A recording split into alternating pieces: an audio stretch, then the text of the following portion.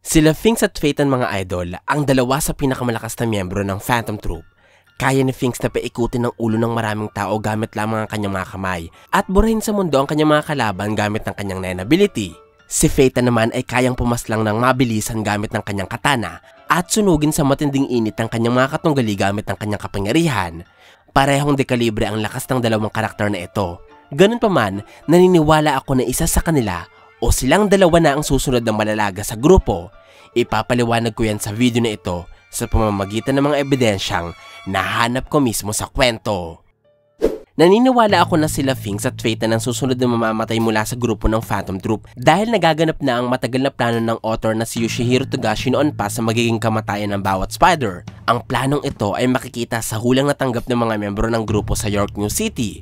Kung hindi nyo pa nakakalimutan, nalaman ng spiders ang kahihinatnan nila sa pamamagitan ng Lovely Ghostwriter. Ang Nen ability na ito ay pagmamayari ni Neo Nostrad hanggang sa nanakaw ni Crollo. May kapangyarihan ng Lovely Ghostwriter na makita ang kapalaran ng isang tao at sabihin ito sa nagpapahula sa pamamagitan ng mga tula na merong 1 hanggang 5 paragraph na nagre-representa naman sa 1 hanggang 5 linggo. Minsan, ang unang paragraph ay nagsasabi ng mga kaganapang nangyari na, samantalang ang mga susunod na linya naman ay magbibigay ng impormasyon ukol sa mga susunod na linggo. Sa oras na malaman ng nagpapahula ang kanyang kapalaran, maaari itong tumulong sa kanya upang iwasan ang kamalasang magaganap sa hinaharap o mabago ng tuluyan ng kahit na anong masamang kapalaran. Matatandaan mga idol, ang Lovely Ghostwriter ang nagbigay ng babala sa tendons ng mafia ukol sa paglusob ng Phantom Troop sa cemetery building para pagnakawan ng underground auction. Dulot ito, kinuha ng Shadow Beast ang mga auction items upang itago mula sa spiders. Ang Lovely Ghostwriter din ang nagbigay ng advice sa mga miyembro ng mafia na manatili sa cemetery building upang hindi sila mapahamak sa pag-atake ng Phantom Troop.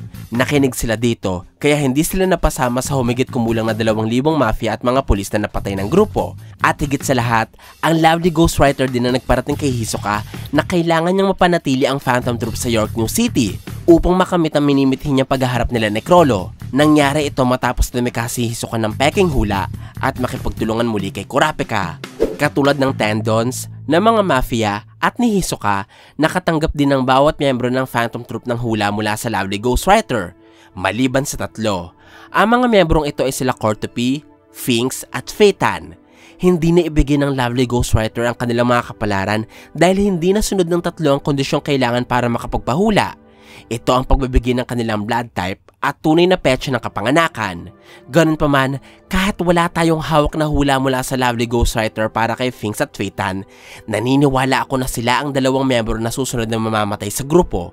Nasabi ko ito sa tulong ng hulang natanggap ng kanilang mga kasama. Ayon sa hulang nakuha ni Crollo, sinasabi na madaming mamamatay sa kanyang grupo at mangangalahati ang kasulukuyang miyembro ng Phantom Troop. Noong natanggap niya ang hulang ito, 12 na lamang ang spiders, kaya pwede nating paniwalaan na 6 na miyembro pa ang mamamatay sa kanilang grupo. Sa lahat ng spiders, 3 miyembro ang nakatanggap ng hula na nagsasabing mamamatay sila. Ang mga miyembrong ito ay sila Pakunoda, Shalnark at Shizuku. Hindi nila mahulaan kung sino pa ang ibang miyembrong mamamatay. Pero dahil nga sinabing mangangalahati sila at wala ng iba pang miyembro na nakatanggap ng hula ng kamatayan, ipinagpalagay ni Finks na siya, si Phaeton at Cortopi ang iba pang miyembro na bubuo sa 5 o 6 na mamamatay pang miyembro. Namatay na si Pakunoda sa pagkatapos ng York New City arc dahil tinanggap niya ang kanyang kapalaran upang matulungan ang kanyang grupo at pinuno. Si Shalnark at Cortopi naman ay namatay sa pag-uumpisa ng Succession Contest arc dahil hindi nila natanggap ng maayos ang kanilang mga kapalaran. Tama ang narinig niyo mga idol, hindi maayos na natanggap nila Shalnark at Cortopi ang kanilang hula mula sa Lovely Ghostwriter. Nagresulta para mamatay pa din sila kahit higit sa 1 taon na ang nakalipas simula noong matanggap nila ang hula. Katulad ng sinabi ko kanina, ang bawat paragraph ng Lovely Ghostwriter ay nagre-representa ng 1 linggo. Kaya umaabot lamang ng 1 hanggang 5 linggo ang tinatagal ng mga hula ng Lovely Ghostwriter. Ngunit, sa sitwasyon ng Phantom Troop, hinahabol pa rin sila ng kanilang kapalarang ibinigay ng Lovely Ghostwriter matapos ang maraming buwan dahil nagkamali si Crollo ng paggamit ng kanyang Nen ability. Matatandaan na isa sa mga kondisyon ng skill hunter ay ang pagsunod hindi lamang sa limitasyon ng abilidad na nanakaw ni Crollo. Bagkos, kailangan niya ding sundin ang emosyong meron ng orihinal na nagmamayari ng abilidad. Halimbawa dito ang Order Stamp.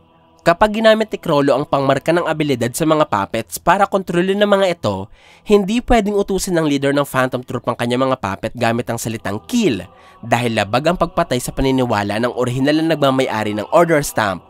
Ganito din ang lovely ghostwriter mga idol. Sinabi noon ni Yunus-Strad na hindi niya gustong tingnan o basahin ang mga hulang kanyang nililikha gamit ang lovely ghostwriter. Pero noong nanakaw ni Chrollo ang abilidad, walang pakundangang ginamit ng leader ng Phantom Troop ang lovely ghostwriter at isa-isang binasa ang hula ng mga miyembro ng kanyang grupo. Nagresulta para pagbayaran niya at ng Phantom Troop ang pagsuway sa limitasyon ng lovely ghostwriter at skill hunter. Ang pagkakamaling ito ni Chrollo mga idol ang maaaring dahilan kung bakit nawala ang lovely ghostwriter. Hindi itinanggi o kinumpirma ni Chrollo kung sa palagay niya ba ay namatay na si Neon noong tinanong siya ni Shizuku, kaya maaaring may suspetsya na si Chrollo sa tunay na nangyari sa abilidad.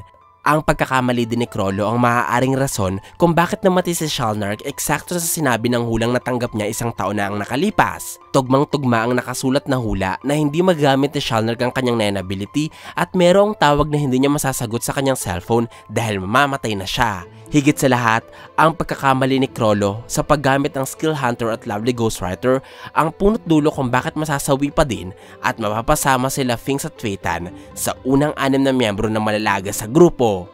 Sa tingin ko, sila Finks at Tweetan ay katulad ni Cortopi na hindi nahulaan pero namatay dahil ito talaga ang nakatakdang mangyari sa kanila at maaaring ito din ang ibibigay na hula ng Lovely Ghostwriter kung nagawa nitong mahulaan ang dalawang magnanakaw. Sila Finks at Tweetan din ay katulad ni Shizuku na nahulaang mamamatay matapos mahiwalay sa kanyang grupo.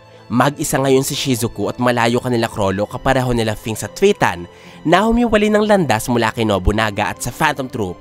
Higit sa lahat, sila Finks at Tweetan ay katulad lamang din nila Uvogin, Shalnark at Pakunoda na mamamatay sa kamay ng kanilang mga kalaban. Pangyayaring lalong magpapasidhi sa galit na nasa puso ng buong Phantom Troop. Hindi pa natin alam kung paano eksaktong mamamatay sila Finks at Tweetan, pero may hula ako sa mga karakter na maaaring tumapos sa dalawang miyembro ng Phantom Troop. Ang una sa mga karakter na ito ay walang iba kundi ang mga miyembro ng Haley family. Alam natin mga idol na sila Finks at Tweetan ay patungo sa headquarters ng Haley family upang ubusin ang mga ito at paslangin ang boss ng mafia na si Morena Prudo. Pero hindi magiging madali ang misyon para sa grupo dahil kahit mga baguhang Nen users pa lamang ang mga miyembro ng Haley, nagtatagli sila ng mga kakaibang Nen abilities na hindi basta-basta matatapatan. Ito ang dahilan kaya kahit ang malikhaing Nen user na si Hinare Bigondofno at ang isa pang miyembro ng Phantom Troop na si Nobunaga ay walang nagawa sa Haley noong una silang sumugod sa lungga ng mga ito. Higit pa dyan, malaki ding problema mga idol ang galing sa Nene Morena. Kaya kapag nagkamali sila Phaeton at Finks ng aksyon, maaaring ang Haley ang tumapos sa kanila. Ang pangalawa sa mga karakter na posibleng pumatay kay Finks at Phaeton ay ang hukbong militar ng Kakin at ang kanilang mga kaalyansa.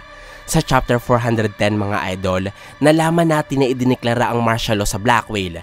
Isa itong uri ng batas na nagbibigay ng labis na kapangyarihan sa mga sundalo para panatilihin ang kapayapaan sa barko. Noong inanunsyo ito, papunta sila Phaeton at Finks sa Tier 2 kung nasaan ang napakaraming sundalo ng Kakin na ang iba pa sa kanila ay marunong sa paggamit ng Nen. Nasa Tier 2 din ang ilan sa mga miyembro ng Zodiacs at ang unang prinsipe ng Kakin na si Benjamin Huiguru. Kung ipagpipilitan nila Phaeton at Finks ang layuning mahanap agad ng headquarters ng Haley, may posibilidad na makaharap nila ang hukbong sandatahan ng Kakin at maging sanhi ito ng katapusan ng dalawang miyembro ng Phantom Troop. Ang pangatlong karakter na maaaring tumapos sa mga miyembro ng Phantom Troop na sila Finks at Phaeton ay walang iba kundi si Hisoka. Nasa Tier 1 ngayon ng Hunter at nagtatrabaho sa isang casino. Ngayong merong martial law ang Black Whale, tiyak na mahihirapan si Hisoka na makapunta sa Tier 2 kung gugustuhin niya. Ganun pa man, may tsansa pa ding mag-cruise ng landas si Hisoka, Finks at Phaeton dahil hanggang ngayon, hindi natin alam kung sino ang nagpalusot kay Hisoka para makarating sa Tier 1. Ang palapag kung nasaan ang royal family, kaya sobrang hirap makapasok dito kung isa kang kriminal kagaya ni Hisoka. Sigurado ako na may tumulong na makapangyarihang tao kay Hisoka at maaaring ang taong ito ang magbibigay sa kanya ng kaalaman ukol sa lokasyon ng Phantom Troop, lalo na ang kinaroroonan nila Finks at Phaeton. Sinabi ni Hisoka noon ang matindi niyang kagustuhang ubusin ng Phantom Troop kaya siguradong malalagay sa alanganing sitwasyon sila Finks at Phaeton sa oras na makasalamuhan nila si Hisoka.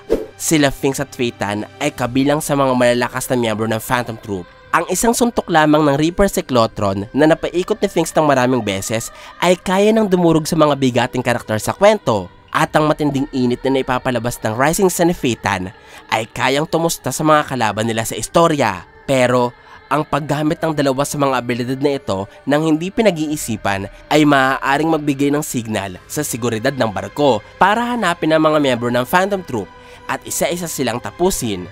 Kaya imbes na makatulong sila Finks at Phaeton sa grupo, pwedeng sila pa ang magpabilis sa kanilang pagkaubos. Ano kaya ang gagawin nila Finks at Phaeton para maiwasan ng kanilang napipintong kamatayan? Ayan ang dapat nating abangan sa susunod na kabanata ng Hunter x Hunter.